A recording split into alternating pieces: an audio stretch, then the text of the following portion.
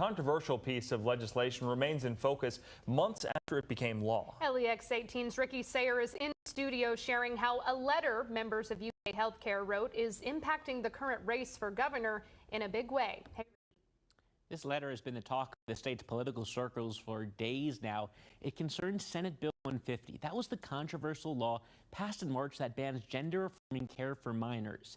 Daniel Cameron's campaign has seized on Governor Beshear's veto of that bill to paint Beshear as extreme. You've likely seen those advertisements. Beshear responded with ads of his own. He's been making the distinction that while he was against the bill in full, he's never been against banning gender reassignment surgeries for minors. He said those surgeries were not happening in Kentucky. That was called into question this week. A recently publicized letter has become a flashpoint in the race for governor. This letter is a clear admission from UK Healthcare that they have done gender reassignment surgeries on children. Republican voter T.J. Roberts says he agrees with what Daniel Cameron concluded after reading the letter. Well, what I think is Andy Beshear went on television and lied to Kentuckians. Beshear says he didn't know about the letter, which UK sent to a state representative.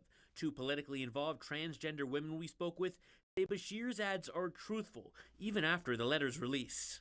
From the moment this letter came out, it was clear that its intended use was to hurt Andy Beshear in the gubernatorial election by using misinformation about transgender youth. Emma Curtis points out the letter from UK says they didn't perform genital reassignment surgeries on minors. Instead, they did a small number of non-genital gender reassignment surgeries, such as mastectomies, often known as top surgeries. You would be hard-pressed to find a single transgender person who would refer to top surgery as quote-unquote gender reassignment surgery. What do you say to that? UK Healthcare themselves called it gender reassignment surgery. Both he and Curtis say diving deeper into the issue gets into semantics. Robert says he thinks the average voter who watches Beshear's ads implies the surgeries are about more than just genitals.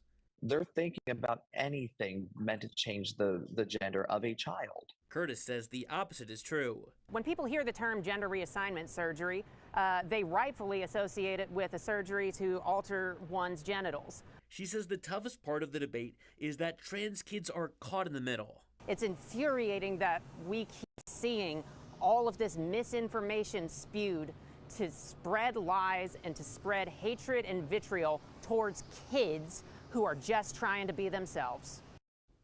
Curtis told us she opposes any surgical intervention for transgender youth. Both Curtis and Roberts told us the letter should have been made public months ago as SB 150 was debated. We'll share more on that next week. Back to you.